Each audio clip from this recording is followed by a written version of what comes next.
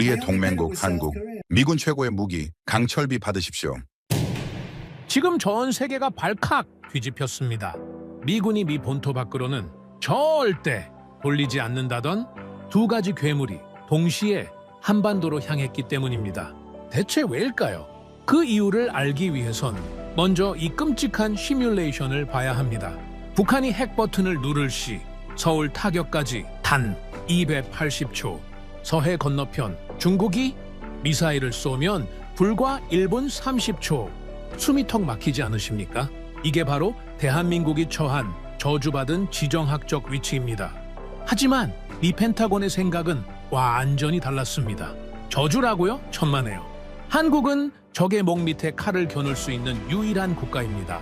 미국이 한국을 단순한 보호 대상 목록에서 지우고 미국과 대등한 공동 타격 파트너로 격상시킨 진짜 이유. 전 세계가 한국의 이것을 보고 동북아 전략을 송두리째 수정하고 있는 긴박한 상황까지 지금 시작합니다. 그 전에 잠깐 1초 만에 누를 수 있는 좋아요 버튼을 꾹 눌러주시면 영상 제작에 아주 큰 힘이 됩니다. 그럼 바로 시작하겠습니다. 한반도를 잃으면 미국은 어떻게 됩니까? 회의가 시작되자마자 터진 질문이었습니다.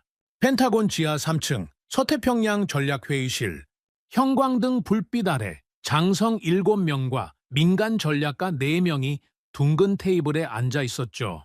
저는 그중 가장 오래 이 자리를 지켜온 사람이었습니다. 커피잔을 내려놓는 소리조차 조심스러울 만큼 공기가 무거웠습니다. 스크린에 지도가 떴습니다. 한반도, 그리고 서해 한가운데 찍힌 빨간 점 하나, 평택. 그 점 하나가 회의실 전체를 지배했습니다. 여기를 잃으면 어떻게 됩니까? 누군가 다시 물었죠. 목소리가 떨리고 있었습니다. 하지만 아무도 대답하지 않았습니다. 대답할 필요가 없었으니까요. 이 방에 앉아있는 사람들은 모두 그 답을 알고 있었습니다.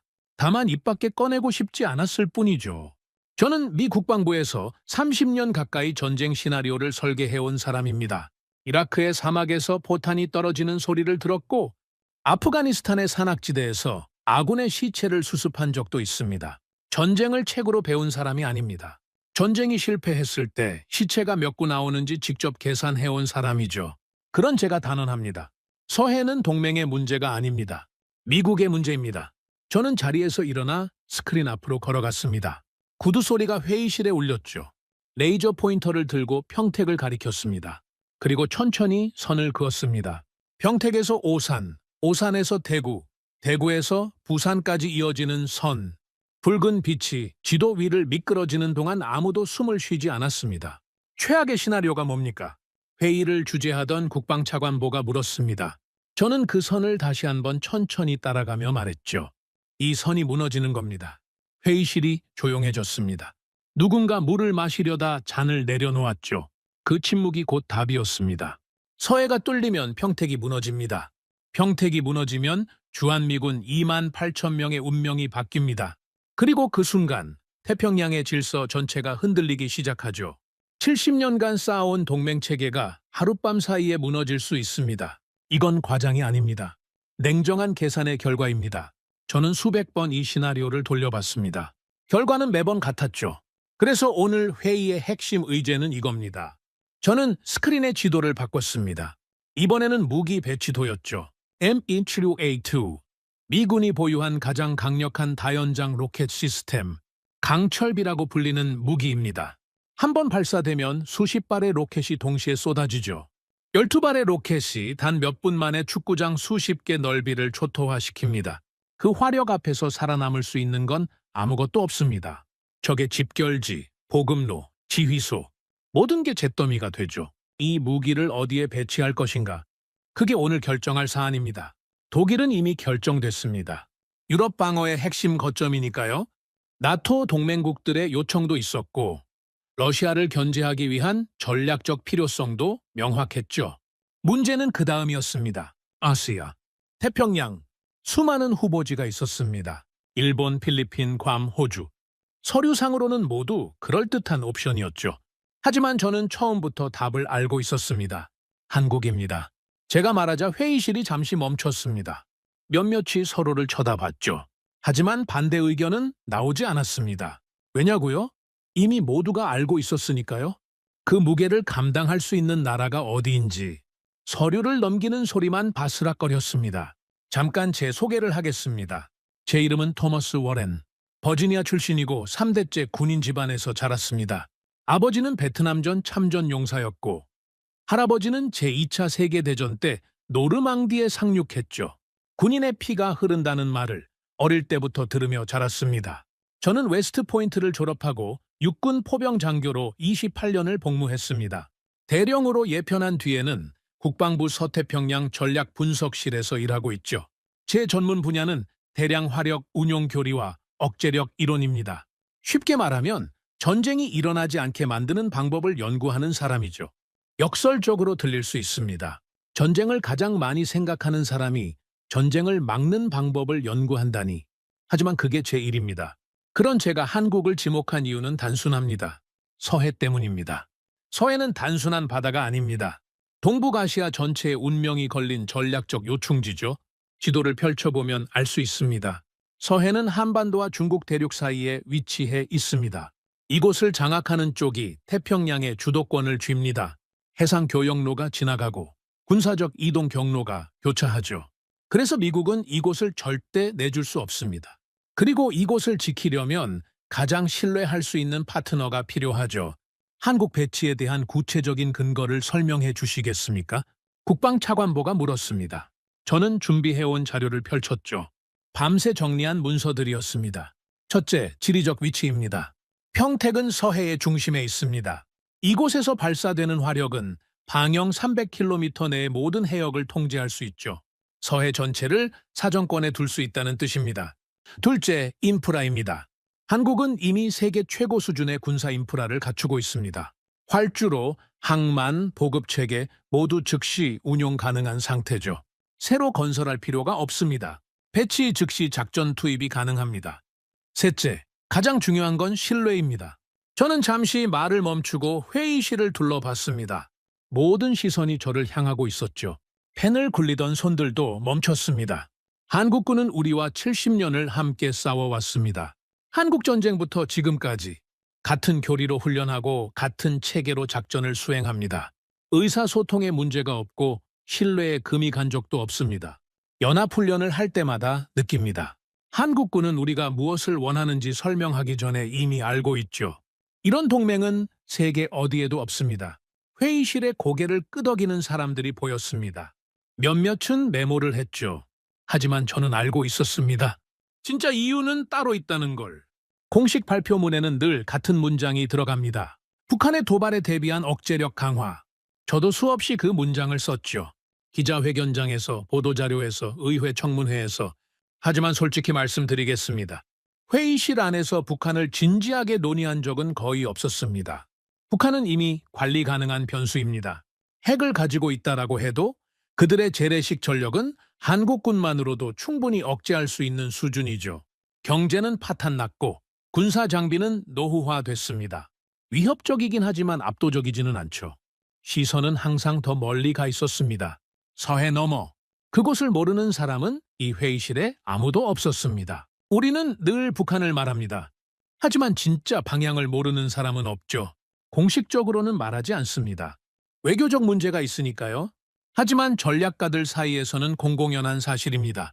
그래서 이 무기가 필요한 겁니다. 그래서 한국이어야 하는 겁니다. 투표에 붙이겠습니다. 국방차관보가 말했습니다. 손이 하나씩 올라갔죠. 결과는 만장일치였습니다. MEP-792의 아시아 첫 배치지는 대한민국으로 결정됐습니다. 독일 다음, 전 세계에서 두 번째. 저는 그 순간 묘한 감정을 느꼈습니다. 안도도 아니고 기쁨도 아니었죠. 무게감이었습니다. 어깨를 짓누르는 듯한 책임감. 이 결정이 어떤 의미를 갖는지 저는 누구보다 잘 알고 있었으니까요. 회의가 끝나고 사람들이 하나둘 자리를 떴습니다. 저는 남아서 지도를 바라봤습니다. 평택의 빨간 점, 그리고 그 주변을 둘러싼 바다, 서해, 형광등이 윙윙거리는 소리만 들렸죠. 저는 이 바다를 처음 본 게 1998년이었습니다. 당시 저는 주한미군 포병대대 작전장교로 파견 근무 중이었죠. 인천에서 바라본 서해의 첫인상은 평범했습니다. 그저 회색빛 바다였죠. 그때만 해도 한국은 제게 그저 임무지 중 하나였습니다. 지켜야 할 동맹, 미군 화력을 배치하는 장소, 그 이상도 이하도 아니었죠. 하지만 세월이 흐르면서 제 인식은 조금씩 바뀌었습니다. 한국군과 함께 훈련하면서 한국의 장교들과 대화하면서 이 나라가 단순한 완충지대가 아니라는 걸 깨달았죠. 한국은 스스로 싸울 준비가 된 나라였습니다. 그리고 그 준비의 깊이는 제 예상을 훨씬 뛰어넘었죠. 장비의 정비 상태, 병사들의 훈련 수준, 장교들의 전술적 판단력, 모든 면에서 세계 최고 수준이었습니다. 특히 인상 깊었던 건 한국군의 속도였습니다. 명령이 떨어지면 즉시 움직입니다. 망설임이 없죠.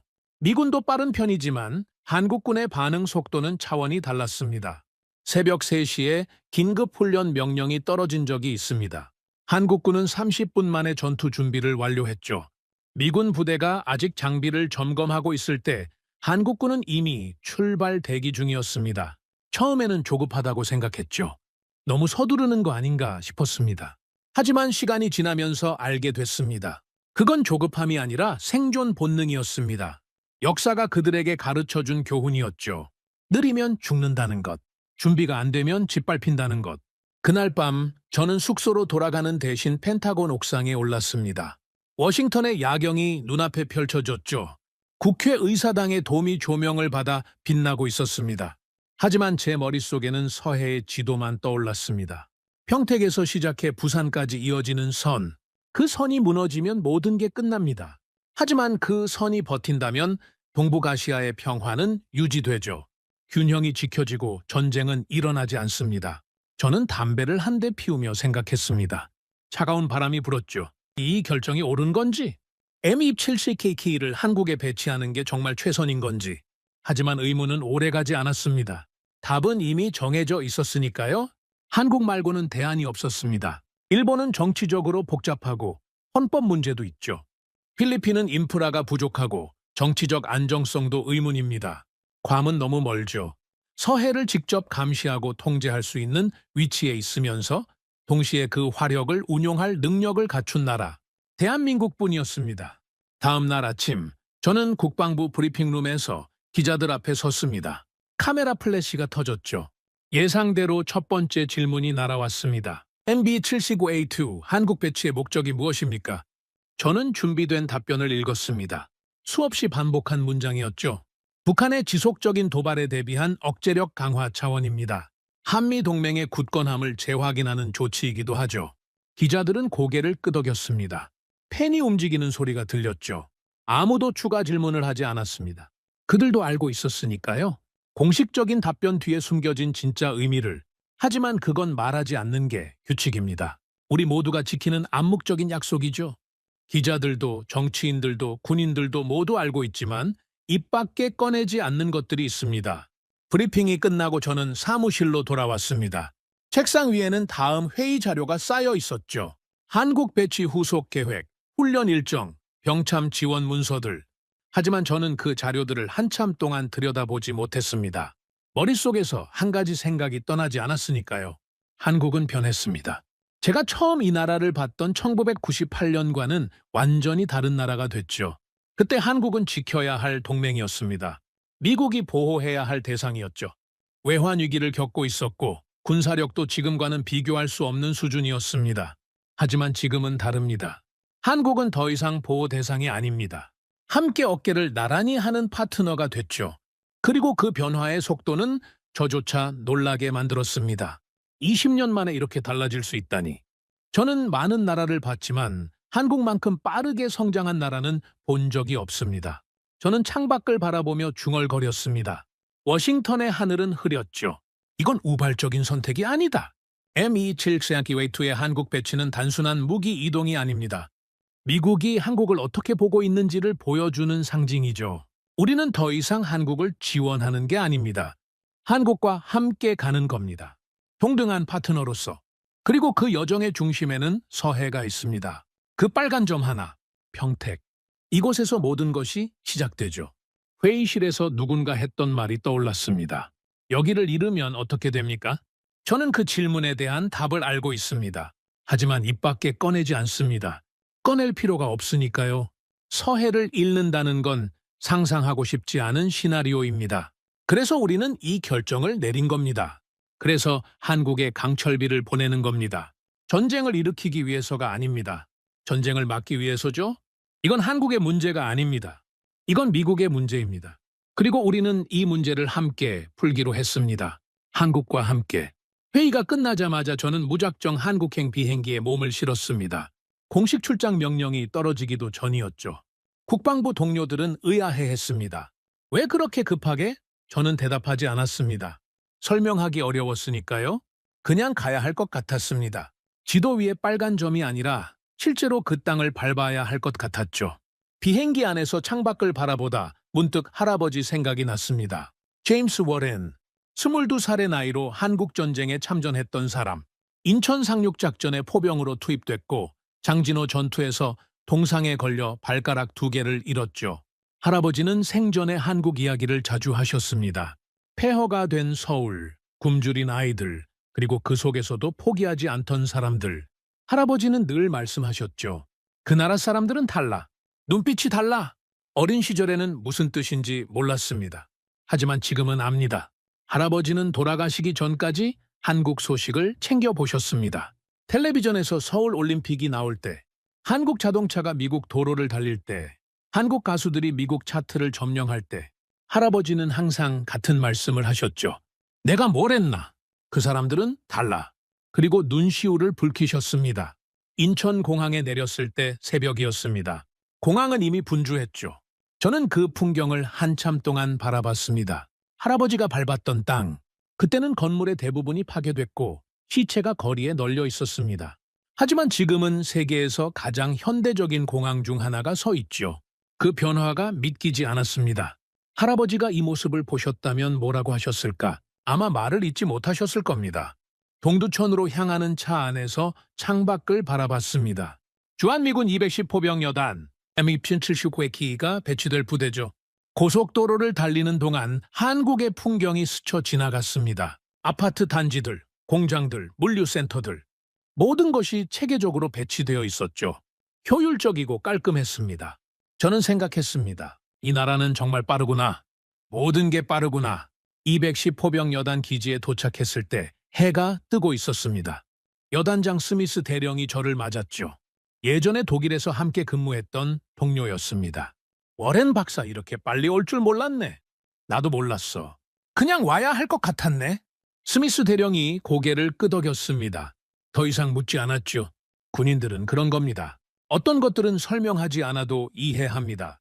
기지 안으로 들어가면서 스미스 대령이 상황을 브리핑했습니다. M279A2 배치 발표 이후 각국의 반응, 현지 분위기. 예상했던 내용들이었죠. 하지만 한 가지 흥미로운 이야기가 있었습니다. 한국군 쪽 분위기가 좀 다르네. 어떻게 다른가? 담담하다고 해야 하나. 놀라거나 흥분하는 기색이 없어. 마치 예상하고 있었다는 듯이. 저는 속으로 고개를 끄덕였습니다. 당연한 반응이었죠. 한국 사람들은 영리합니다. 그들은 자신들이 어떤 위치에 있는지 정확히 알고 있죠. 역사가 가르쳐 준 겁니다. 강대국 사이에 끼어 살아남으려면 현실을 직시해야 한다는 것. 눈을 감으면 당한다는 것. 기지 내부를 걷다가 미군과 한국군 장교들이 함께 지도를 펼쳐놓고 논의하는 모습이 보였습니다. 영어와 한국어가 섞여 있었지만 소통에는 전혀 문제가 없어 보였죠. 서로 의견을 주고받고 고개를 끄덕이고 때로는 웃기도 했습니다. 자연스러운 협업이었습니다. 예전과 달라졌네. 많이 달라졌지. 예전에는 우리가 주도하고 한국군이 따라오는 형태였어. 하지만 지금은 한국군이 먼저 제안하네. 의견을 내고 반론도 펼치고. 솔직히 말하면 때로는 우리보다 더 정확한 분석을 내놓을 때도 있어. 저는 그 모습을 한참 동안 바라봤습니다. 한국군은 정말 달라져 있었습니다. 더 이상 우리의 결정을 기다리는 존재가 아니었죠. 스스로 판단하고, 스스로 제안하고, 스스로 결정에 참여하고 있었습니다. 점심때 기지 내 식당 창가에 앉았습니다. 스미스 대령과 함께였죠. 스미스, 솔직하게 물어보겠네. 자네는 이 배치의 진짜 의미가 뭐라고 생각하나? 스미스 대령이 잠시 망설였습니다. 주변을 둘러보고 목소리를 낮췄죠. 공식적으로는 북한이지. 하지만 워렌, 자네도 알지 않나? 북한은 이미 관리 가능한 수준이야. 핵을 가지고 있다라고 해도 재래식 전력은 한국군만으로도 충분히 억제할 수 있어. 그래서 스미스 대령이 창밖을 바라봤습니다. 서쪽 방향으로? 시선은 늘 저기를 향하고 있지. 서해 넘어. 우리 모두 알고 있어. 말하지 않을 뿐이야. 저는 고개를 끄덕였습니다. 공식 발표문에는 늘 같은 문장이 들어갑니다. 북한의 도발에 대비한 억제력 강화. 저도 수없이 그 문장을 썼죠. 하지만 회의실 안에서 북한을 진지하게 논의한 적은 거의 없었습니다. 서해, 평택, 그 일대가 왜 중요한지 모르는 사람은 없습니다. 동북아 전체의 균형이 걸린 곳이니까요. 그곳이 흔들리면 태평양 전체가 흔들립니다. 재밌는 건 말이야. 한국 사람들도 알고 있을 거라는 거지. 이게 뭘 의미하는지.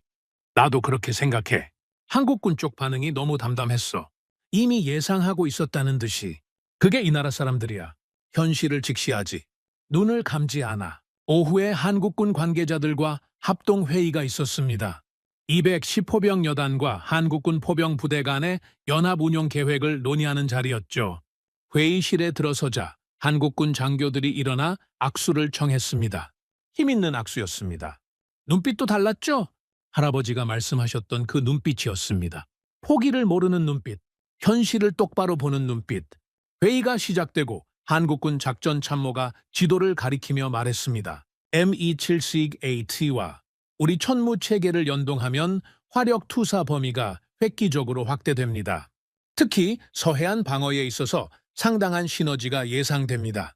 저는 그 말에 귀가 번쩍 뜨였습니다. 그 장교는 북쪽 위협이 아니라 서해안 방어를 먼저 언급했죠. 그는 알고 있었습니다. 이 무기가 진짜 어디를 향하고 있는지, 공식적인 명분과 실제 목적의 차이를. 하지만 그는 그걸 직접적으로 말하지 않았습니다. 대신 서해안 방어라는 표현을 썼죠. 절묘한 언어 선택이었습니다. 모두가 알지만 아무도 말하지 않는 것. 그게 이 게임의 규칙이니까요. 좋은 분석입니다. 구체적인 연동 방안에 대해 더 논의해보죠. 제가 말하자 회의실 분위기가 한결 부드러워졌습니다. 하지만 저는 그 순간 확실히 깨달았죠. 한국군은 더 이상 우리의 결정을 기다리지 않는다는 걸. 그들은 스스로 생각하고 스스로 판단하고 당당하게 의견을 제시합니다. 그리고 무엇보다 그들은 이 게임의 본질을 꿰뚫어 보고 있었습니다. 회의가 끝난 후 한국군 장성 한 분이 저에게 다가왔습니다. 날카롭지만 차분한 눈.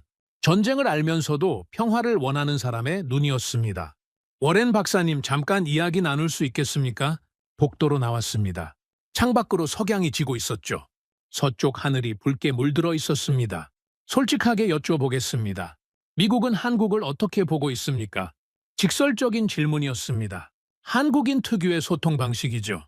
빙빙 돌리지 않습니다. 핵심을 찌릅니다. 저는 그 솔직함이 오히려 편했습니다. 과거에는 지켜야 할 동맹으로 봤습니다. 완충지대. 솔직히 말하면 보호 대상에 가까웠죠. 하지만 지금은 다릅니다. 한국은 더 이상 보호 대상이 아닙니다. 함께 책임을 나누는 파트너죠. 이번 패치가 그 증거입니다. 독일 다음으로 한국을 선택한 건 우연이 아닙니다. 그 장성의 표정이 풀렸습니다. 고개를 끄덕이며 제 다음 말을 기다렸죠. 한 가지 더 말씀드리겠습니다. 저희 할아버지가 한국전쟁에 참전하셨습니다.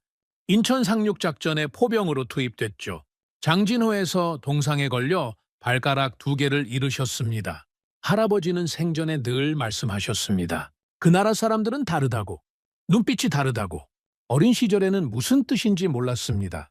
하지만 오늘 회의에서 알았습니다. 한국 사람들은 현실을 정확히 봅니다. 눈을 감지 않죠.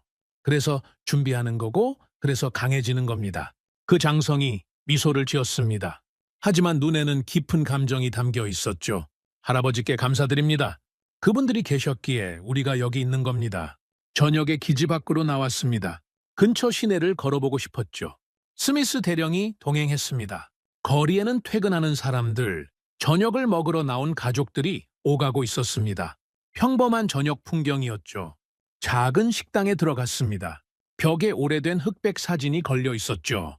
폐허가 된 건물 앞에서 찍은 가족 사진이었습니다. 아이들은 맨발이었고 어른들의 얼굴에는 피로가 가득했습니다. 아마 이 식당 주인 가족의 옛날 사진인 것 같았습니다. 스미스, 저 사진 봐. 저 사람들이 상상이나 했을까? 이 나라가 이렇게 될 거라고. 창밖으로 넌사인이 반짝이고 차들이 지나가고 사람들이 웃으며 걸어가고 있었습니다. 할아버지가 싸웠던 땅에서 지금은 이렇게 평화로운 일상이 펼쳐지고 있었죠. 저는 그 대비가 묘하게 가슴에 와닿았습니다. 할아버지가 지키려 했던 것이 바로 이런 일상이었구나. 그리고 한국 사람들은 그 일상을 스스로의 힘으로 만들어냈구나. 이 배치가 한국에 어떤 의미가 있다고 생각하나? 스미스 대령이 물었습니다. 인정이지? 미국이 한국을 어떻게 보고 있는지에 대한 공식적인 인정. 더 이상 보호받는 나라가 아니라 함께 책임지는 나라라는 것. 그리고 한국 사람들은 그걸 알고 있어. 오늘 회의에서 느꼈지 않나? 그들의 태도를 놀라거나 흥분하지 않았잖아. 담담했어. 왜냐하면 이미 알고 있었으니까. 숙소로 돌아가는 길에 서쪽 하늘을 바라봤습니다. 서해 방향이었죠. 해가 완전히 지고 별이 하나둘 떠오르고 있었습니다. 고요한 밤이었습니다. 하지만 저는 그 고요함 뒤에 숨겨진 것을 알고 있었습니다. 저 바다가 얼마나 중요한지, 서해와 평택 일대가 왜 전략적 요충지인지. 그곳의 균형이 무너지면 동북아 전체가 흔들립니다. 공식적으로는 늘 북한을 말합니다. 하지만 진짜 시선이 어디를 향하는지 모르는 사람은 없습니다. 미군도 알고 한국군도 알고 아마 한국의 일반 시민들도 알고 있을 겁니다. 말하지 않을 뿐이죠. 하지만 모두가 같은 곳을 바라보고 있습니다. 한국은 더 이상 설명이 필요한 나라가 아닙니다. 동북아의 중심에서 미국과 나란히 서 있는 나라. 그리고 한국 사람들은 그 위치가 무엇을 의미하는지 정확히 알고 있습니다. 눈을 감지 않으니까요. 현실을 직시하니까요. 그래서 그들은 담담했던 겁니다. 이미 알고 있었으니까요. 이미 준비되어 있었으니까요. 다음 날 아침, 저는 한국군 포병 부대를 방문할 기회를 얻었습니다. 210 포병 여단과 연합훈련을 준비 중인 한국군 부대였죠. 스미스 대령이 동행했습니다. 차를 타고 이동하는 동안 창밖으로 한국의 시골 풍경이 펼쳐졌습니다. 논과 밭 사이로 현대적인 도로가 뻗어 있었고 곳곳에 군사 시설들이 보였죠. 평화로운 풍경이었지만 이 나라가 여전히 전쟁 중이라는 사실을 상기시켜주는 풍경이기도 했습니다. 휴전선 너머에는 여전히 적이 있고 서해 너머에는 더 큰 변수가 있죠. 워렌 박사, 한국군 장비를 직접 본 적 있나? 스미스 대령이 물었습니다. 서류로는 많이 봤지. 하지만 실물은 처음이야. 놀랄 거야. 나도 처음 봤을 때 입이 떡 벌어졌으니까. 한국군 부대에 도착했을 때 저는 스미스 대령의 말이 무슨 뜻인지 바로 알 수 있었습니다. 부대 입구에서부터 분위기가 달랐죠. 정돈된 시설, 깨끗한 도로, 그리고 빠르게 움직이는 병사들. 모든 것이 효율적으로 돌아가고 있었습니다. 미군 기지와 비교해도 전혀 뒤지지 않았죠. 오히려 어떤 면에서는 더 깔끔했습니다. 병사들의 움직임에서 군기가 느껴졌고 시설 곳곳에서 체계적인 관리의 흔적이 보였습니다. 한국군 연대장이 우리를 맞았습니다. 김대령이라고 자신을 소개했죠. 단단한 체격에 날카로운 눈, 전형적인 야전 지휘관의 인상이었습니다. 악수를 나눴는데 손아귀 힘이 장난이 아니었습니다. 이 사람은 책상에만 앉아있는 지휘관이 아니구나. 직감적으로 알 수 있었죠. 워렌 박사님, 환영합니다. 우리 부대의 장비를 직접 보여드리겠습니다. 김대령의 안내로 장비 주기장으로 향했습니다. 그리고 거기서 저는 처음으로 천물을 직접 봤습니다. 한국이 자체 개발한 다연장 로켓 시스템이죠. 사진으로는 여러 번 봤지만 실물은 달랐습니다. 거대한 발사관이 하늘을 향해 솟아 있었고 자체는 튼튼하면서도 기동성 있어 보였죠. 솔직히 위압감이 느껴졌습니다. 이게 한국이 만든 무기라고? 속으로 감탄이 나왔습니다. 이게 천무입니다. 김 대령이 말했습니다. 사거리 80km에서 최대 290km까지 다양한 탄종을 운용할 수 있습니다. 유도 로켓도 발사 가능하죠. 정밀 타격이 가능하다는 뜻입니다.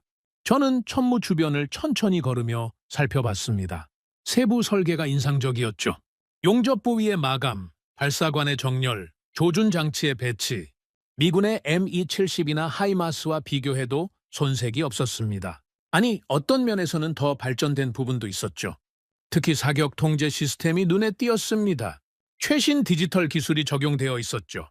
자체 개발입니까? 네, 순수 국내 기술입니다. 설계부터 생산까지 모두 한국에서 이루어졌죠. 핵심 부품도 전부 국산화했습니다. 저는 속으로 감탄했습니다. 한국이 이 정도 수준의 무기 체계를 독자 개발할 수 있다는 것?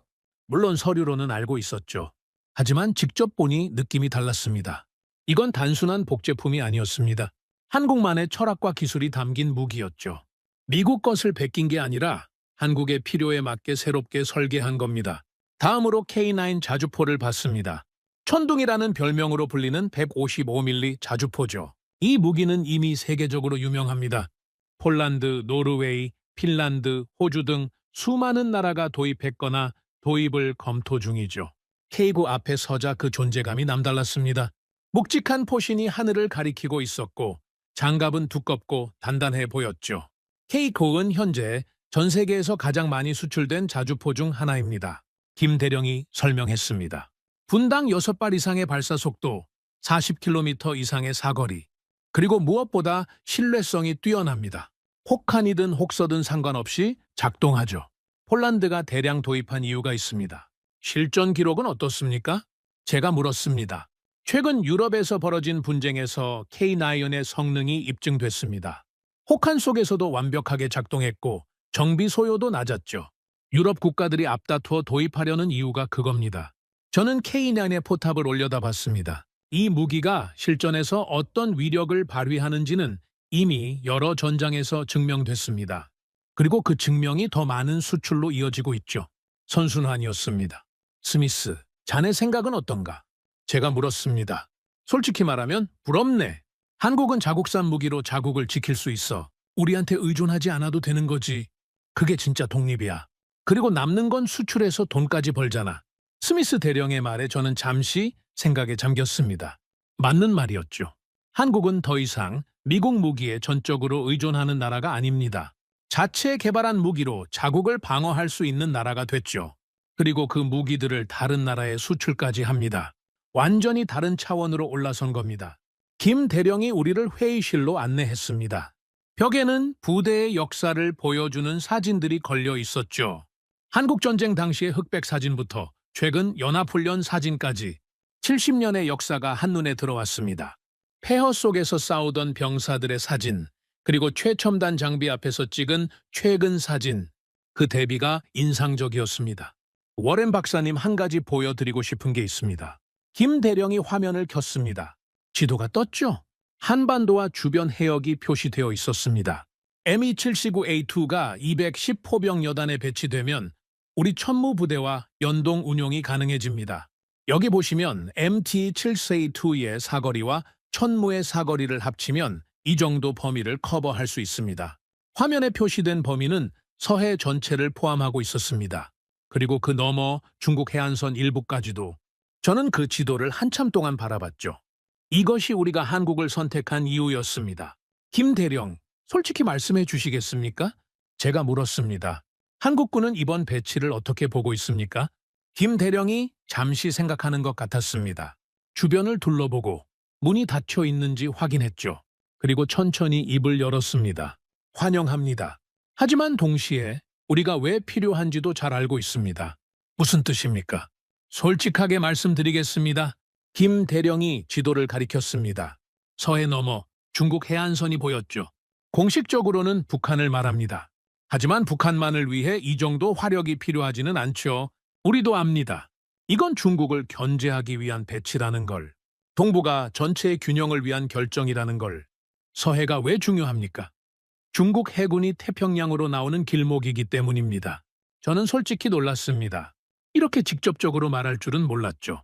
보통은 모두가 알면서도 입 밖에 꺼내지 않는 이야기였으니까요. 외교적 수사 뒤에 숨기는 게 일반적이죠. 그리고 우리는 그 역할을 받아들일 준비가 되어 있습니다. 김 대령이 말을 이었습니다. 목소리에 힘이 실려 있었죠. 한국은 지정학적으로 중국과 마주하고 있습니다. 피할 수 없는 현실이죠. 역사적으로도 그랬습니다. 중국이 강할 때마다 한반도는 압박을 받았죠. 그래서 우리는 준비합니다. 눈을 감지 않습니다. 현실을 직시하고 그에 맞춰 대비하는 겁니다. 그게 우리가 살아남은 방법입니다. 그 말에 저는 묘한 감정을 느꼈습니다. 존경심이었죠. 이 사람들은 불편한 진실 앞에서도 똑바로 바라봅니다. 중국이라는 거대한 존재를 옆에 두고 살면서도 두려워하기보다는 준비합니다. 그게 이 민족의 강점이었습니다. 김 대령, 한 가지만 더 여쭤봐도 되겠습니까? 네, 말씀하십시오. 한국 국민들은 이런 상황을 어떻게 받아들입니까? 중국과의 긴장, 북한의 위협, 그리고 이런 무기 배치를 김 대령이 잠시 생각했습니다. 그리고 천천히 말했죠. 한국 사람들은 현실적입니다. 평화를 원하지만 평화가 공짜로 오지 않는다는 걸 압니다. 역사가 가르쳐 줬으니까요. 힘이 없으면 짓밟힌다는 걸. 그래서 대부분의 국민들은 국방력 강화를 지지합니다. 물론 방법론에서는 의견이 갈리지만 강해져야 한다는 데는 거의 모두가 동의하죠. 저는 고개를 끄덕였습니다. 이해가 됐죠. 한국인들은 전쟁의 기억을 가지고 있습니다. 할아버지 세대가 직접 겪었고 그 이야기를 듣고 자랐죠. 그래서 평화의 소중함을 알면서도 평화를 지키려면 힘이 필요하다는 것도 압니다.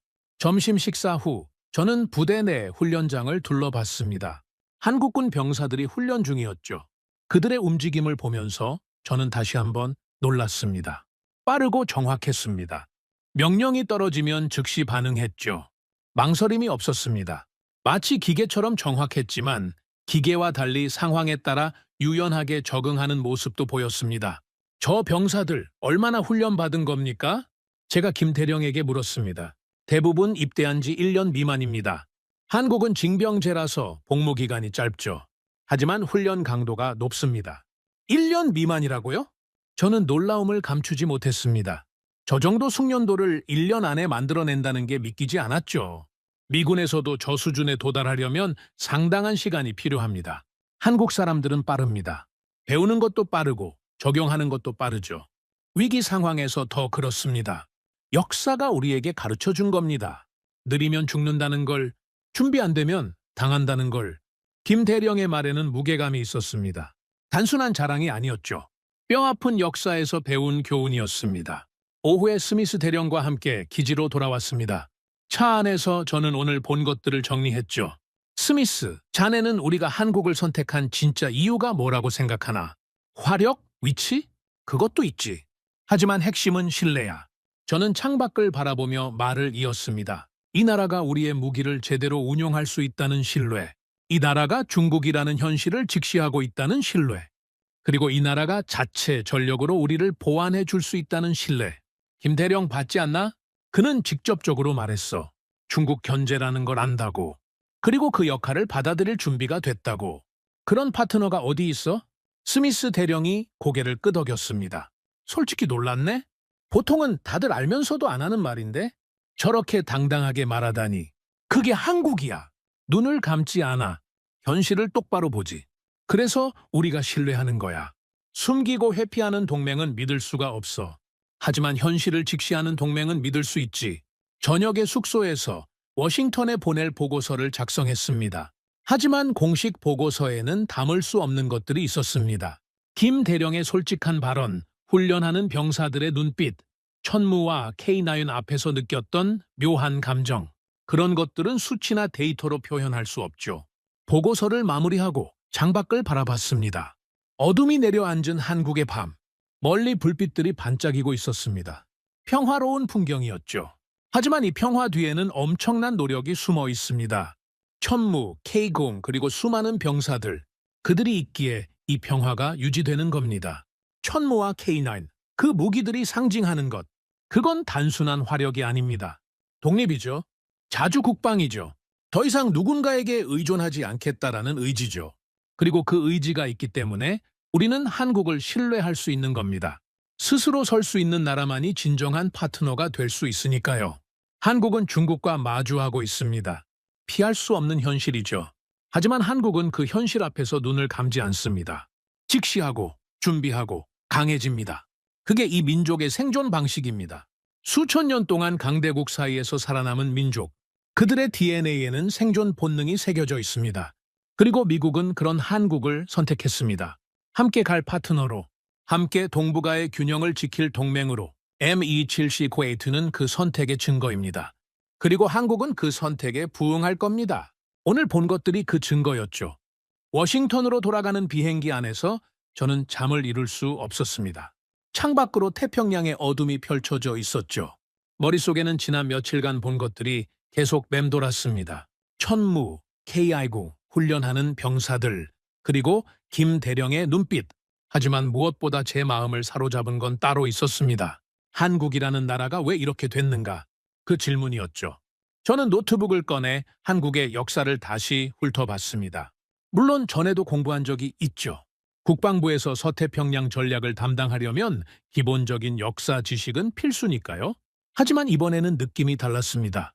직접 그 땅을 밟고 온 후라 그런지 역사의 무게가 다르게 다가왔죠. 한국의 역사를 보면 한 가지 패턴이 보입니다. 국력이 약해지면 반드시 침략당한다는 것. 예외가 없습니다. 임진왜란, 병자호란, 일제강점기, 한국전쟁. 이름만 들어도 피비린내가 나는 사건들이죠. 그리고 그 사건들의 공통점은 하나입니다. 한국이 선택권을 가지지 못했다는 것. 싸울지 말지, 어떻게 싸울지 그런 선택조차 할 수 없었습니다. 그냥 당했죠.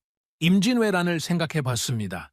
일본이 20만 대군을 이끌고 쳐들어왔을 때 조선은 준비가 안 돼 있었습니다. 200년 가까이 평화가 지속되면서 군사력이 약해져 있었죠. 결과는 참혹했습니다. 한반도 전체가 전쟁터가 됐고 수백만 명이 죽거나 끌려갔습니다. 7년간의 전쟁. 그 상처는 수십 년이 지나도 아물지 않았죠. 그리고 그로부터 불과 40년 후 병자호란이 터집니다. 이번에는 청나라였죠. 인조는 남한산성에서 47일간 버티다가 결국 항복합니다. 삼전도의 굴욕, 왕이 적장 앞에 무릎 꿇고 3번 절하고 9번 머리를 조아리는 삼배구고 두례를 행했습니다. 수십만 명의 백성이 포로로 끌려갔고 그중 상당수는 다시 돌아오지 못했죠. 일제강점기는 말할 것도 없습니다. 35년간 나라를 빼앗겼죠. 언어를 빼앗기고 이름을 빼앗기고 문화를 빼앗겼습니다. 수많은 사람들이 강제징용으로 끌려갔고 위안부로 끌려갔습니다. 독립운동가들은 고문당하고 처형당했죠. 한 민족이 겪을 수 있는 가장 큰 치욕이었습니다. 그리고 한국전쟁, 할아버지가 직접 싸웠던 전쟁이죠. 3년간의 전쟁으로 수백만 명이 죽었습니다. 서울은 4번이나 주인이 바뀌었고 한반도 전체가 폐허가 됐죠. 그리고 아직도 끝나지 않았습니다. 휴전 상태일 뿐 전쟁은 여전히 진행 중이죠. 저는 노트북을 덮고 창밖을 바라봤습니다. 이 역사를 알면 한국이 왜 이렇게 됐는지 이해가 됩니다. 그들은 배웠죠. 뼈 아프게 배웠습니다. 약하면 당한다는 것을, 준비하지 않으면 짓밟힌다는 것을, 평화는 빌어서 오는 게 아니라 힘으로 지키는 것이라는 걸. 워싱턴에 도착한 후 저는 국방부 사무실로 향했습니다. 밀린 업무가 산더미였죠. 하지만 머릿속에서는 계속 한국 생각이 떠나지 않았습니다. 그날 저녁, 저는 오래된 친구를 만났습니다. 데이비드 첸, 중국계 미국인으로 국무부에서 동아시아 담당으로 일하는 친구였죠. 우리는 대학 시절부터 알던 사이였습니다. 토머스, 한국 다녀왔다며? 데이비드가 맥주를 홀짝이며 물었습니다.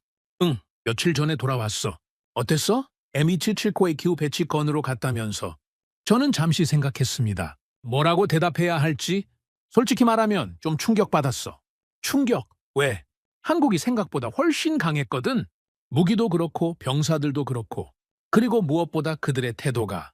데이비드가 고개를 갸웃거렸습니다. 태도? 현실을 직시하는 태도. 눈을 감지 않아. 중국 얘기도 직접적으로 하더라고. 이번 배치가 중국 견제용이라는 거 안다고. 그리고 그 역할을 받아들일 준비가 됐다고. 데이비드가 놀란 표정을 지었습니다. 직접적으로 그렇게 말했다고? 응. 한국군 대령이랑 얘기했는데 숨기지 않더라. 모두가 알면서도 안 하는 말을 당당하게 하더라고. 데이비드가 고개를 끄덕였습니다. 그리고 천천히 말했죠. 그게 한국이야. 그 사람들은 역사에서 배웠거든. 눈을 감으면 당한다는 걸. 자네도 그렇게 생각해? 당연하지. 한국 역사를 봐. 주변 강대국한테 얼마나 당했는데. 중국, 일본, 몽골 번갈아 가면서 쳐들어왔잖아. 그런데도 살아남았어? 어떻게 살아남았겠어? 현실을 직시했으니까, 적응했으니까, 그리고 기회가 오면 강해졌으니까. 저는 데이비드의 말을 곱씹었습니다. 맞는 말이었죠. 한국은 생존의 달인입니다. 수천 년간 강대국 사이에서 살아남았으니까요. 그 과정에서 그들은 배웠습니다. 생존하려면 뭘 해야 하는지. 데이비드, 자네 중국계잖아. 중국 입장에서 한국은 어떻게 보여? 데이비드가 씁쓸하게 웃었습니다. 솔직하게 말해도 될까? 당연하지. 중국은 한국을 불편해해. 역사적으로 조공과 책봉 관계였거든. 형식적인 외교 관계였지만 중국 입장에서는 그게 일종의 질서였어. 그런데 지금은 어때? 한국이 미국 편에 서서 자기들을 견제하잖아. 그것도 아주 효과적으로. 한국의 경제력, 군사력, 기술력 다 무시 못할 수준이야. 중화 질서의 변방이었던 나라가 이제는 중국을 견제하는 핵심 국가가 된 거지. 그게 중국 입장에서는 거슬리는 거야. 조공과 책봉 관계라. 그게 정확히 뭔가? 동아시아의 전통적인 외교 질서야.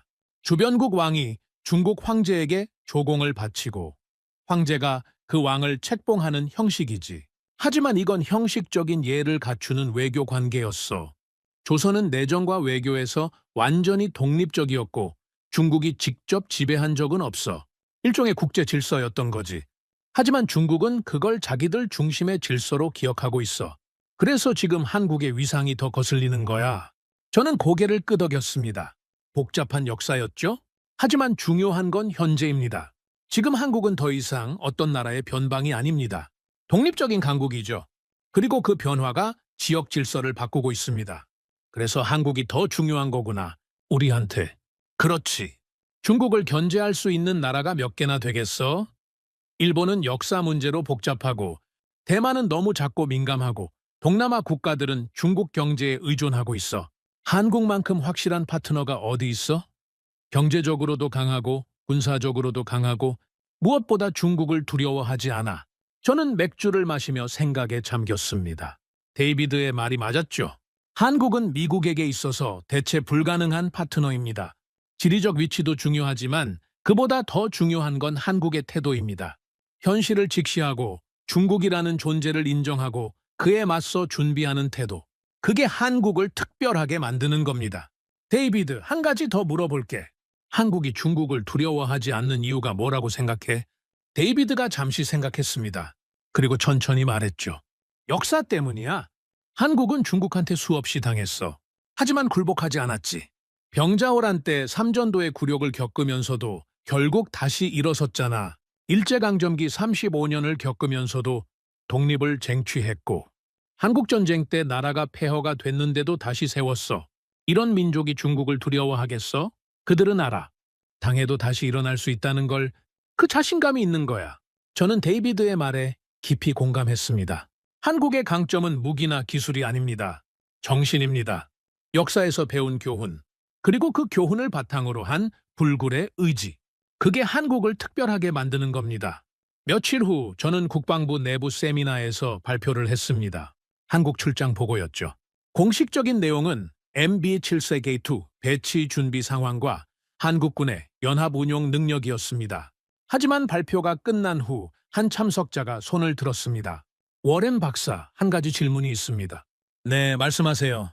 한국이 왜 이렇게 빠르게 강해졌다고 생각하십니까? 불과 몇십 년 전만 해도 세계 최빈국 중 하나였는데 지금은 군사 강국이 됐잖아요. 저는 잠시 생각했습니다. 그리고 천천히 대답했죠. 역사 때문입니다. 역사요? 네. 한국은 역사에서 아주 비싼 수업료를 냈습니다. 약했을 때 어떤 일이 벌어지는지 뼈 아프게 경험했죠. 임진왜란, 병자호란, 일제강점기, 한국전쟁. 그 역사가 한국인들의 DNA에 새겨져 있습니다. 다시는 당하지 않겠다는 의지. 그게 한국을 움직이는 힘입니다. 회의실이 조용해졌습니다. 저는 말을 이었죠. 한국 사람들은 평화를 원합니다. 누구보다 간절히 원하죠. 전쟁이 뭔지 아니까요. 하지만 그들은 동시에 알고 있습니다. 평화는 빌어서 오는 게 아니라는 걸. 힘이 있어야 평화가 유지된다는 걸. 그래서 그들은 멈추지 않습니다. 계속 준비하고 계속 강해지죠. 그게 한국식 평화입니다. 세미나가 끝난 후 국방차관보가 저를 불렀습니다. 따로 할 얘기가 있다면서요. 그의 사무실에 들어가자 그가 커피를 권했습니다. 워렌 박사, 좋은 발표였어. 감사합니다. 한 가지 물어보고 싶은 게 있네. 한국을 직접 보고 와서 우리의 결정이 옳았다고 생각하나? 저는 망설임 없이 대답했습니다. 네, 확신합니다. 왜? 한국은 현실을 직시하는 나라입니다. 중국이라는 거대한 존재를 옆에 두고 살면서도 눈을 감지 않습니다. 그리고 그에 맞춰 준비하죠. 이런 파트너는 세계 어디에도 없습니다. 일본은 과거사 때문에 복잡하고, 대만은 너무 작고 민감합니다.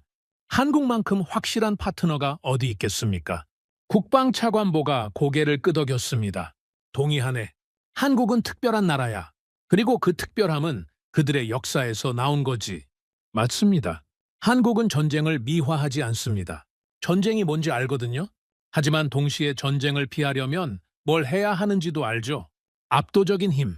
그게 전쟁을 막는 유일한 방법이라는 걸 국방차관보가 창밖을 바라봤습니다. 워싱턴의 하늘이 어두워지고 있었죠. 워렌 박사, 자네는 한국이 앞으로 어떻게 될 거라고 생각하나? 저는 잠시 생각했습니다. 그리고 솔직하게 대답했죠. 더 강해질 겁니다. 한국은 멈추지 않을 거예요. 역사가 그들에게 가르쳐 줬으니까요. 멈추면 당한다는 걸. 그리고 우리는 그 과정을 지켜보면서 함께 갈 준비를 해야 합니다. 한국은 더 이상 뒤따라오는 동맹이 아닙니다. 나란히 가는 파트너입니다. 사무실을 나오면서 저는 다시 한번 생각했습니다. 한국이라는 나라, 그 나라가 가진 힘의 원천, 그건 무기가 아니었습니다. 기술도 아니었죠. 역사였습니다. 뼈아픈 역사, 그리고 그 역사에서 배운 교훈, 다시는 당하지 않겠다는 의지. 평화는 선언이 아니라 준비입니다. 한국은 그걸 압니다. 그래서 멈추지 않죠. 그리고 그래서 우리는 한국을 신뢰합니다. 현실을 직시하고 준비하는 나라, 그런 나라만이 진정한 파트너가 될 수 있으니까요. 할아버지가 싸웠던 그 땅, 폐허에서 시작해 이제는 미국과 어깨를 나란히 하는 나라가 됐습니다. 그 변화는 우연이 아닙니다. 역사가 만들어낸 겁니다. 그리고 그 역사는 계속되고 있죠. 한국은 앞으로도 강해질 겁니다. 멈추지 않을 겁니다. 그게 그들의 생존 방식이니까요. 워싱턴에서의 일상이 다시 시작됐습니다. 회의, 보고서, 브리핑. 익숙한 루틴이었죠. 하지만 한국에서 돌아온 후 저는 뭔가 달라진 느낌이었습니다. 한국이라는 나라가 계속 머릿속에 맴돌았죠. 특히 한 가지 질문이 저를 놓아주지 않았습니다. 한국은 왜 이렇게 빠른가? 이건 단순한 호기심이 아니었습니다. 전략적으로 중요한 질문이었죠. 동맹국의 역량을 정확히 파악하는 건 우리 일의 핵심이니까요. 저는 한국의 발전 속도에 대해 본격적으로 연구하기 시작했습니다. 자료를 뒤지면서 저는 놀라운 패턴을 발견했습니다. 한국은 거의 모든 분야에서 같은 궤적을 보여줬죠. 후발주자로 시작해서 빠르게 추격하고 결국 세계 최고 수준에 도달하는 패턴. 예외가 거의 없었습니다. 가전제품을 봤습니다. 1960년대만 해도 한국은 라디오 하나 제대로 못 만들었죠. 일본에서 부품을 수입해서 조립하는 수준이었습니다. 하지만 지금은 어떻습니까? 삼성과 LG가 세계 가전시장을 지배하고 있죠. 텔레비전, 냉장고, 세탁기. 모든 분야에서 세계 1, 2위를 다툽니다. 자동차도 마찬가지였습니다. 1970년대 한국 자동차는 웃음거리였죠. 품질이 형편없었습니다. 미국에서 현대차가 처음 팔릴 때 사람들은 비웃었습니다. 저게 차냐? 라고요. 하지만 지금은 어떻습니까? 현대기아가 세계 3위 자동차 그룹입니다. 품질 면에서도 일본차, 독일차와 어깨를 나란히 하죠. 불과 40년 만에 이룬 변화입니다. 반도체는 더 극적이었습니다. 전 1983년 삼성이 반도체 사업에 뛰어들었을 때 업계에서는 코웃음을 쳤죠. 후발주자가 무슨 반도체야? 라고요. 그때 삼성과 세계 선두업체의 기술 격차는 10년 이상이었습니다. 하지만 삼성은 포기하지 않았죠. 미친 듯이 투자하고 미친 듯이 연구했습니다.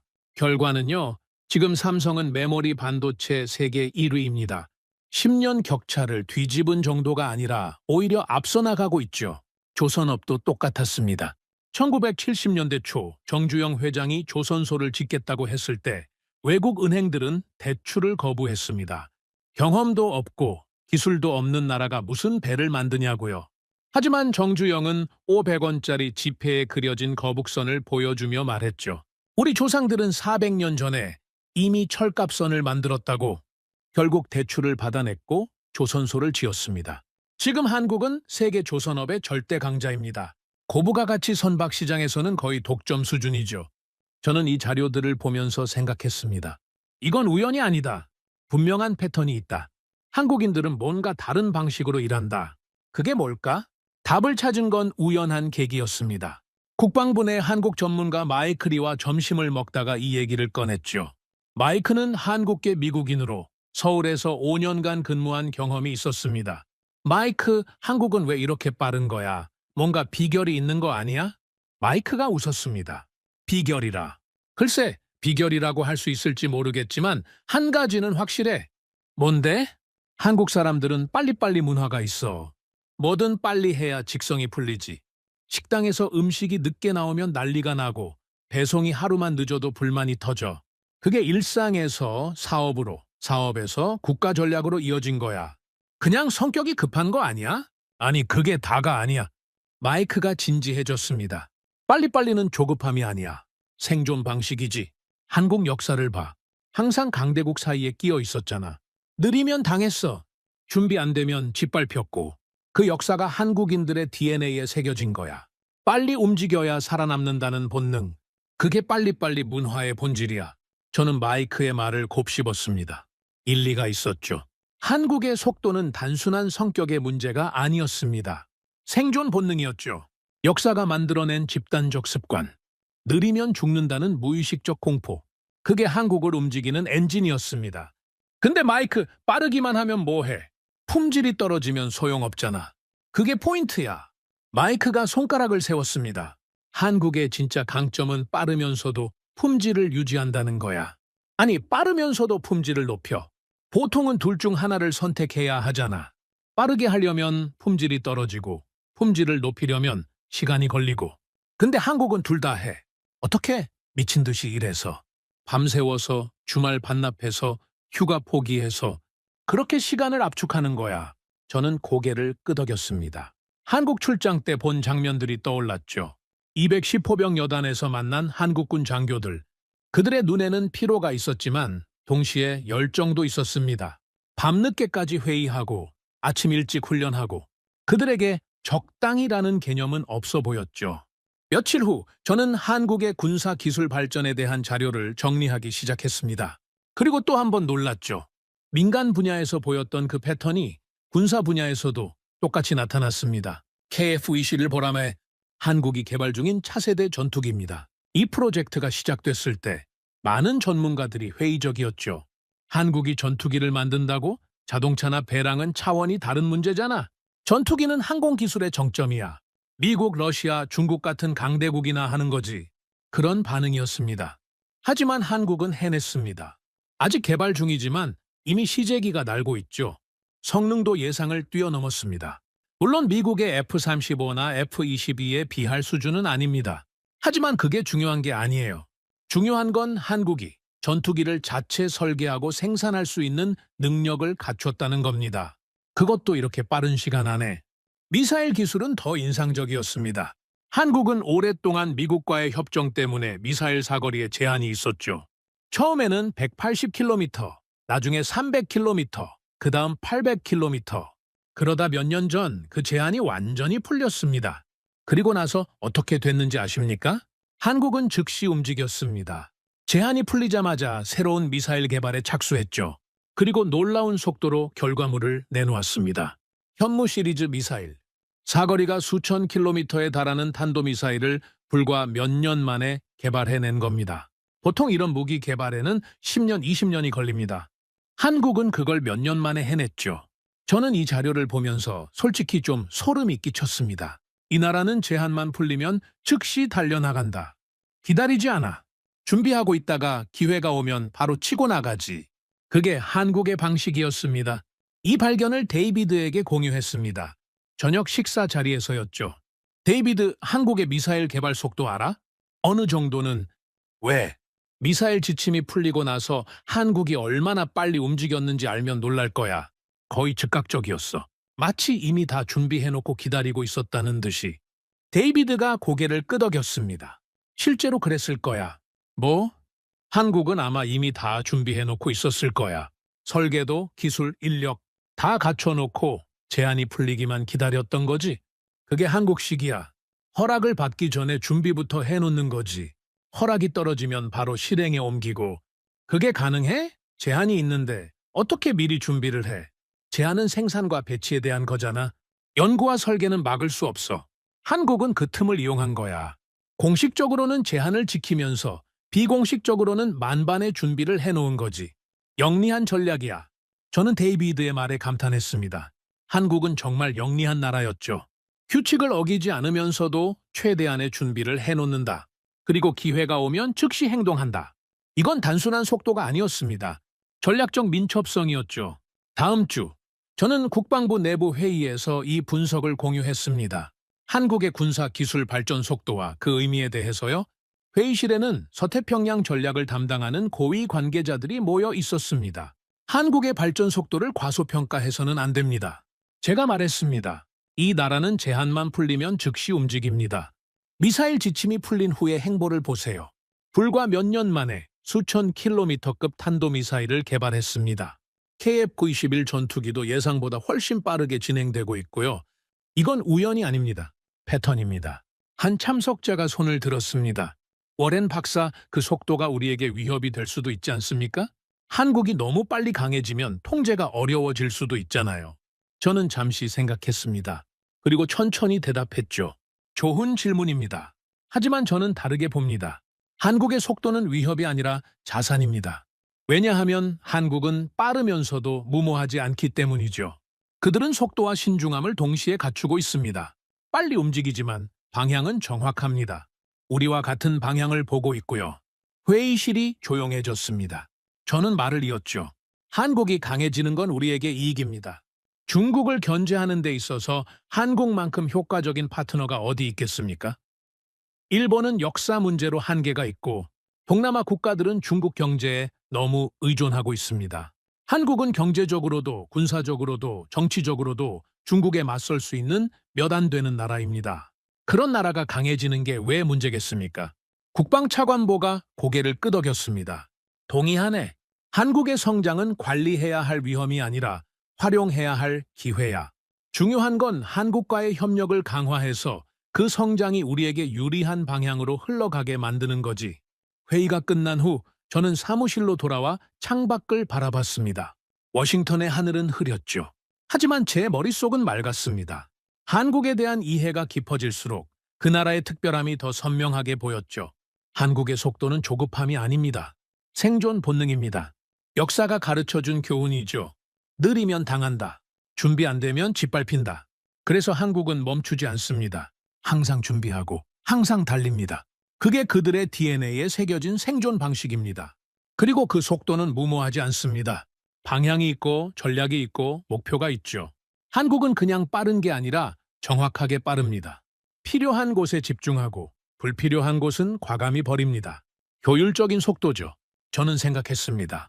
이 나라와 함께 가는 건 우리에게 행운이다. 이렇게 빠르고 이렇게 강하고 이렇게 똑똑한 파트너. 어디서 찾겠는가? 한국은 우리가 선택한 게 아니라 우리에게 주어진 축복이다. 할아버지가 피 흘리며 지킨 그 땅. 폐허에서 시작해 이제는 세계를 놀라게 하는 나라가 됐습니다. 그 변화의 속도는 경이로웠죠. 하지만 그건 우연이 아니었습니다. 역사가 만들어낸 필연이었죠. 다시는 당하지 않겠다는 의지. 그 의지가 한국을 움직이는 엔진이었습니다. 빨리빨리 그 단어의 진짜 의미를 이제 알 것 같습니다. 그건 조급함이 아닙니다. 생존입니다. 역사의 교훈입니다. 그리고 미래를 향한 질주입니다. 한국에서 돌아온 지 한 달이 지났습니다. 그동안 저는 평소처럼 업무를 처리하면서도 한국에 관한 자료를 계속 모았죠. 그러던 어느 날 흥미로운 일이 벌어졌습니다. 국방부 내부 네트워크에서 한국 관련 토론이 급격히 늘어난 겁니다. 시작은 한 분석관의 보고서였습니다. 한국의 군사력 성장 추세와 전망이라는 제목이었죠. 보고서의 핵심 질문은 단순했습니다. 한국은 어디까지 갈 수 있는가? 이 질문이 내부 네트워크에 올라오자마자 댓글이 폭발적으로 달리기 시작했습니다. 평소 조용하던 분석관들이 너도 나도 의견을 내놓았죠. 저는 그 토론을 흥미롭게 지켜봤습니다. 의견은 크게 두 갈래로 나뉘었죠. 한쪽은 한국의 성장을 긍정적으로 봤습니다. 동맹이 강해지는 건 좋은 일이다. 중국 견제에 도움이 된다. 우리의 부담이 줄어든다. 그런 의견들이었죠. 하지만 다른 한쪽은 우려를 표했습니다. 한국이 너무 빨리 강해지고 있다. 통제가 어려워질 수 있다. 독자 행동의 가능성이 커진다. 핵무장 논의까지 나오고 있지 않나. 그런 목소리였죠.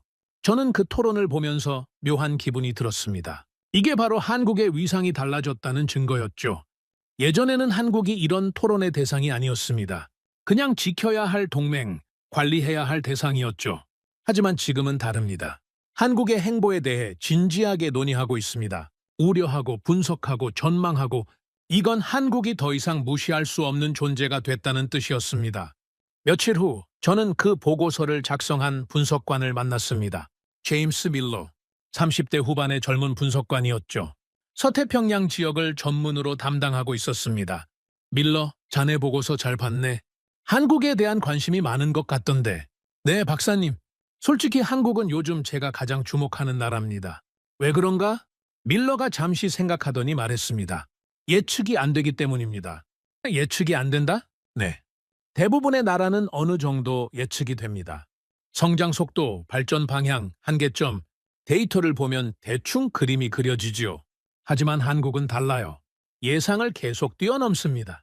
제가 3년 전에 한국 군사력 전망 보고서를 썼는데 지금 보면 완전히 틀렸어요. 한국은 제 예상보다 훨씬 빠르게 성장했습니다. 저는 고개를 끄덕였습니다. 이해가 됐죠. 저도 비슷한 경험을 했으니까요. 그래서 자네는 한국을 어떻게 보나? 위협인가? 기회인가? 밀러가 잠시 망설였습니다. 그리고 조심스럽게 말했죠.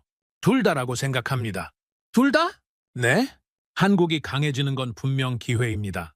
중국을 견제하는 데 있어서 이보다 좋은 파트너가 어디 있겠습니까? 하지만 동시에 질문도 생깁니다. 한국이 어디까지 갈 것인가? 우리의 이익과 한국의 이익이 항상 일치할 것인가? 독자 행동의 가능성은 없는가? 이런 질문들이요. 저는 밀러의 솔직함에 감사했습니다. 이건 국방부 내에서 많은 사람들이 품고 있는 질문이었죠. 하지만 대부분 입 밖에 꺼내지 않았습니다. 동맹에 대해 이런 질문을 하는 게 정치적으로 민감하니까요. 밀러, 내가 한 가지 물어볼게. 자네는 한국을 직접 가본 적 있나? 아니요, 아직 없습니다. 그럼 한번 가보게. 직접 보면 생각이 달라질 거야. 밀러가 고개를 갸웃거렸습니다. 어떻게 달라질까요? 한국 사람들을 직접 만나보면 알게 될 거야. 그들이 왜 그렇게 빠르게 움직이는지, 그리고 그 속도가 왜 위협이 아니라 자산인지. 저는 밀러에게 제 한국 출장 경험을 들려줬습니다.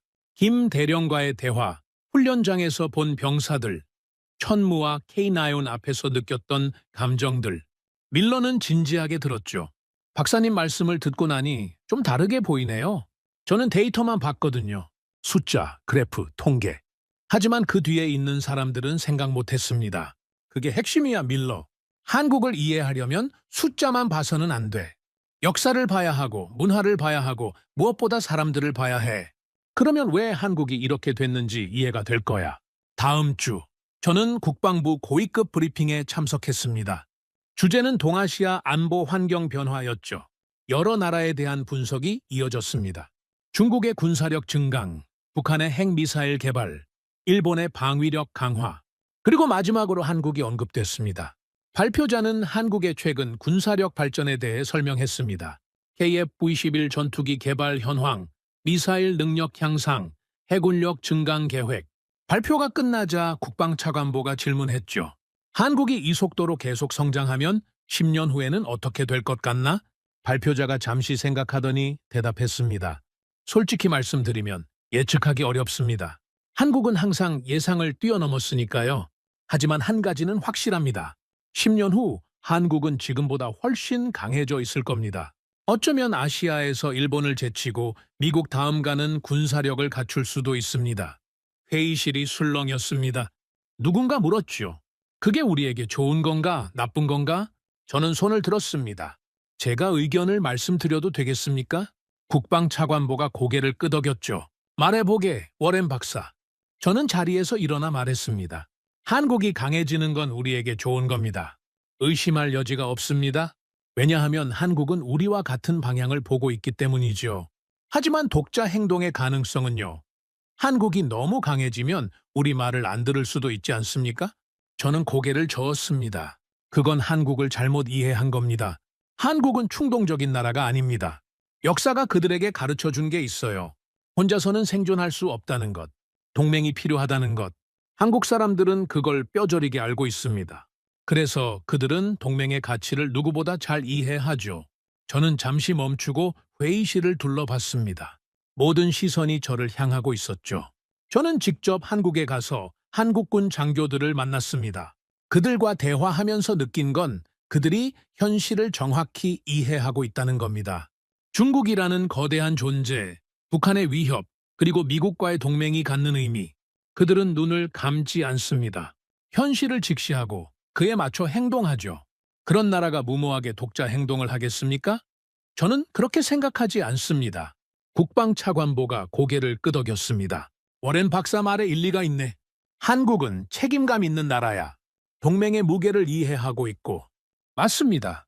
그리고 한 가지 더 말씀드리고 싶은 게 있습니다. 저는 말을 이었죠. 우리가 한국에 대해 이렇게 진지하게 논의하고 있다는 것 자체가 한국의 위상이 달라졌다는 증거입니다. 예전에는 한국이 이런 논의의 대상이 아니었어요. 그냥 관리하면 되는 동맹이었죠. 하지만 지금은 다릅니다. 한국의 행보를 분석하고 전망하고 때로는 우려하기도 합니다. 이건 한국이 더 이상 무시할 수 없는 플레이어가 됐다는 뜻입니다. 회의실이 조용해졌습니다. 저는 마지막으로 덧붙였죠. 존중받는 동맹은 항상 질문의 대상이 됩니다. 우리가 한국에 대해 질문하고 있다는 건 우리가 한국을 존중하고 있다는 뜻입니다. 가볍게 보는 상대에게는 질문하지 않으니까요. 이건 경계가 아닙니다. 기대입니다. 한국이 어디까지 갈 수 있을지에 대한 기대. 브리핑이 끝난 후 여러 참석자들이 저에게 다가와 대화를 나누었습니다. 대부분 제 의견에 동의했죠. 하지만 한 사람이 조심스럽게 물었습니다. 워렌 박사, 한국이 핵무장을 추진하면 어떻게 됩니까? 그 가능성은 없습니까? 저는 잠시 생각했습니다. 민감한 질문이었죠. 솔직히 말씀드리겠습니다. 한국 내에서 핵무장 논의가 있는 건 사실입니다. 여론조사를 보면 상당수 국민이 핵무장을 지지하고 있고요. 하지만 저는 한국이 실제로 핵무장을 추진할 가능성은 낮다고 봅니다. 왜요? 한국 지도자들은 현실주의자들이기 때문입니다. 핵무장이 가져올 이익과 비용을 냉정하게 계산하고 있죠. 핵무장을 하면 미국과의 관계가 어떻게 될지, 국제 제재가 어떤 영향을 미칠지, 중국과 일본이 어떻게 반응할지 그 모든 걸 고려하면 핵무장의 비용이 이익보다 훨씬 큽니다. 한국 지도자들은 그걸 알고 있어요. 하지만 만약 상황이 바뀌면요? 미국의 확장 억제에 대한 신뢰가 흔들리면 저는 고개를 끄덕였습니다. 그건 우리가 조심해야 할 부분입니다. 한국이 핵무장을 추진하지 않는 가장 큰 이유는 미국을 신뢰하기 때문이에요. 미국이 한국을 지켜줄 거라는 믿음, 그 신뢰가 흔들리면 상황이 달라질 수 있습니다. 그래서 우리는 한국과의 동맹을 계속 강화해야 합니다. MB-70AT 배치도 그 일환이고요. 한국에게 우리가 함께한다는 메시지를 계속 보내야 합니다. 그날 저녁 저는 데이비드와 다시 만났습니다. 브리핑에서 있었던 일을 얘기해줬죠. 한국에 대한 논의가 정말 뜨겁더라고. 예전에는 이런 적 없었어. 데이비드가 고개를 끄덕였습니다. 당연하지. 한국이 달라졌으니까. 예전에는 그냥 지켜야 할 동맹이었어. 전략적으로 중요하지만 스스로 뭔가를 할 수 있는 나라는 아니었지. 하지만 지금은 달라. 한국은 스스로 행동할 수 있는 능력을 갖췄어. 그래서 우리가 더 주목하는 거야. 근데 데이비드, 솔직히 물어볼게. 중국 입장에서 한국은 어떻게 보여? 지금 이 상황이. 데이비드가 씁쓸하게 웃었습니다. 불편하겠지. 아주 많이. 왜? 생각해봐. 중국 입장에서 한국은 어떤 나라야? 역사적으로 조공과 책봉 관계를 맺었던 나라. 지리적으로 바로 옆에 붙어 있는 나라. 그런 나라가 미국과 손잡고 자기들을 견제하고 있어. 그것도 아주 효과적으로. 중국 입장에서는 배신당한 기분일 수도 있어. 배신이라. 물론 그건 중국의 착각이지. 한국은 중국의 소유물이 아니었으니까. 역사적으로도 독립국이었고. 하지만 중국은 동아시아를 자기들 영향권으로 보는 경향이 있어. 한국이 그 질서에서 벗어나는 게 불편한 거야. 저는 데이비드의 말을 곱씹었습니다. 복잡한 상황이었죠. 한국은 중국과 지리적으로 가깝고 경제적으로도 연결되어 있습니다. 하지만 안보적으로는 미국과 동맹이죠. 이 긴장 속에서 한국은 균형을 잡아가고 있습니다. 쉽지 않은 일이에요. 데이비드, 한국이 이 균형을 계속 유지할 수 있을까? 데이비드가 고개를 끄덕였습니다. 가능하다고 봐. 한국은 이런 상황에 익숙해. 역사적으로 늘 강대국 사이에서 살아남았잖아. 그들은 균형 잡는 법을 알아. 어느 한쪽에 완전히 기울지 않으면서 자기 이익을 극대화하는 법. 그게 한국의 생존 전략이야. 우리에게 완전히 기울지 않는다는 건 좀 불안하게 들리는데 불안해할 필요 없어. 한국은 안보에 있어서는 확실히 미국 편이야. 그건 변하지 않아. 다만 경제나 외교에서는 좀 더 유연하게 움직일 뿐이야. 그게 현명한 전략이지. 우리도 그걸 이해해야 해. 저는 데이비드의 말에 동의했습니다. 한국은 현실주의적인 나라입니다. 감정이 아니라 이익으로 움직이죠. 그리고 그들의 이익은 명확합니다. 안보는 미국과 함께, 경제는 다양하게. 이건 무모한 줄타기가 아닙니다. 계산된 전략이죠. 집으로 돌아오는 길에 저는 다시 생각했습니다. 한국이라는 나라, 미국 내에서 점점 더 주목받고 있습니다. 어떤 이들은 우려하고 어떤 이들은 기대하죠. 하지만 모두가 동의하는 게 있습니다. 한국을 무시할 수 없다는 것. 미국은 한국을 얕잡아 보지 않습니다. 더 이상. 그래서 더 진지하게 논의합니다. 질문하고 분석하고 전망하죠. 이건 경계가 아닙니다. 존중입니다. 한국이 어디까지 성장할 수 있을지에 대한 진지한 관심. 그리고 저는 확신합니다. 한국은 우리의 기대에 부응할 것입니다. 그들은 현실을 직시하고 동맹의 가치를 이해하고 책임감 있게 행동합니다. 그런 나라가 우리의 파트너입니다. 이보다 더 좋은 동맹이 어디 있겠습니까? 한국은 더 이상 지켜야 할 나라가 아닙니다.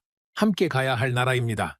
그리고 그 여정에서 한국은 점점 더 중요한 역할을 맡게 될 겁니다. 우리는 그걸 환영해야 합니다.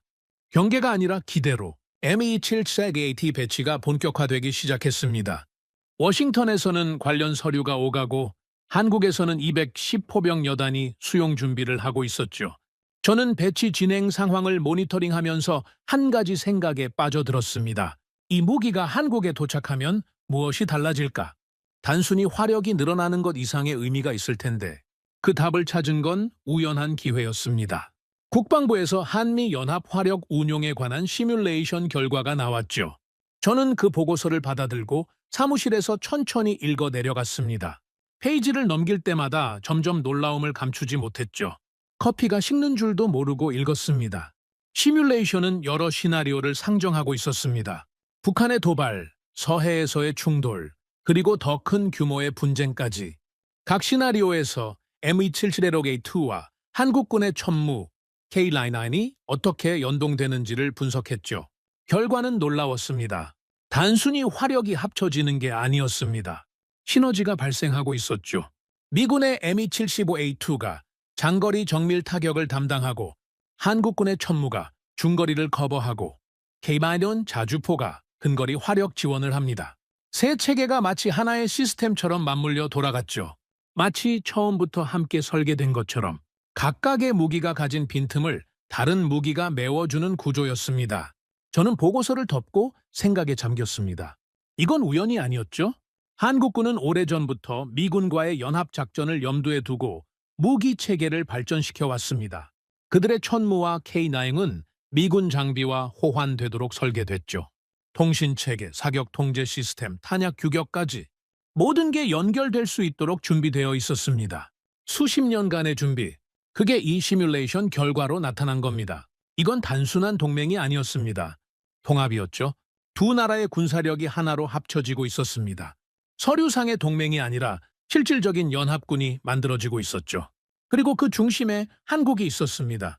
며칠 후 저는 스미스 대령과 화상 통화를 했습니다. 한국 현지 상황이 궁금했죠. 스미스, 배치 준비는 잘 되고 있나? 네, 순조롭습니다. 한국군 쪽 협조가 정말 좋아요. 우리가 요청하기 전에 먼저 준비해 놓더라고요. 시설 점검도 끝났고 탄약 저장소도 이미 확보해뒀습니다. 역시 한국답군. 그런데 박사님, 한 가지 흥미로운 게 있습니다. 뭔가? 한국군이 연합훈련 시나리오를 제안해왔습니다. 상당히 정교한 계획이에요. M277A2와 천무, K9을 연동하는 화력 운용 계획인데 솔직히 우리 측에서 제안하려던 것보다 더 발전된 내용이었습니다. 세부 사항까지 다 잡혀 있더라고요. 저는 놀랐습니다.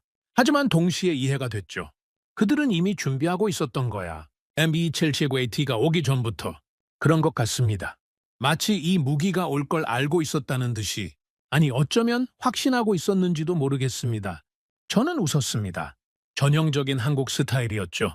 허락이 떨어지기 전에 준비부터 해놓는 것, 기회가 오면 바로 행동에 옮길 수 있도록. 미사일 지침 해제 때도 그랬죠. 제안이 풀리자마자 바로 결과물을 내놓았습니다. 이미 다 준비해놓고 기다리고 있었던 겁니다. 스미스, 그 계획 받아들여. 한국군 제안대로 진행해도 좋아. 알겠습니다, 박사님. 솔직히 저도 그 계획이 더 낫다고 생각했습니다. 통화를 끊고 저는 창밖을 바라봤습니다. 워싱턴의 하늘은 맑았죠. 하지만 제 머릿속은 한국 생각으로 가득 차 있었습니다. 이 나라는 정말 대단하다. 항상 한 발 앞서 있어. 우리가 움직이기 전에 이미 준비하고 있지. 그게 한국의 방식이었습니다. 다음 주 국방부에서 중요한 회의가 있었습니다. 한미 연합전력 통합에 관한 전략 회의였죠. 고위 관계자들이 모인 자리였습니다. 저도 참석했죠. 회의실에는 긴장감이 감돌았습니다. 이 회의의 결론이 향후 수년간의 정책 방향을 결정할 테니까요. 회의의 핵심 안건은 하나였습니다. 한국과의 군사적 통합을 어디까지 진행할 것인가, MB-762 배치를 시작으로 앞으로 어떤 방향으로 나아갈 것인지에 대한 논의였죠. 발표자가 화면에 지도를 띄웠습니다. 한반도와 주변 해역이 표시되어 있었죠.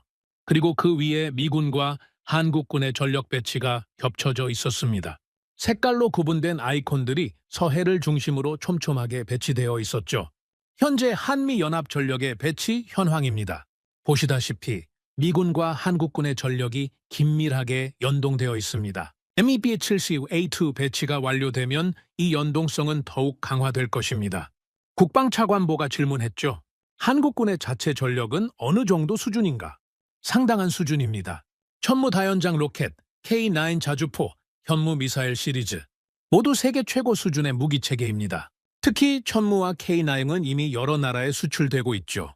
폴란드, 노르웨이, 호주 등 성능이 검증된 무기들입니다. 그렇다면 한국은 우리 없이도 자체 방어가 가능한 건가? 회의실이 조용해졌습니다. 민감한 질문이었죠. 발표자가 조심스럽게 대답했습니다. 재래식 전력만 놓고 보면 한국은 북한에 대해 충분한 억제력을 갖추고 있습니다. 하지만 핵 위협에 대해서는 미국의 확장 억제가 필요하고 중국이라는 변수까지 고려하면 미군의 존재는 여전히 중요합니다. 저는 손을 들었습니다. 제가 한 가지 덧붙여도 되겠습니까? 국방차관보가 고개를 끄덕였죠. 말해보게 워렌 박사. 저는 자리에서 일어났습니다. 회의실의 시선이 저에게 집중됐죠. 한국이 자체 방어가 가능한지 아닌지는 중요한 질문이 아닙니다. 중요한 건 한국과 미국이 함께일 때 무엇이 가능한지입니다. 저는 화면을 가리키며 말을 이었습니다. 보십시오.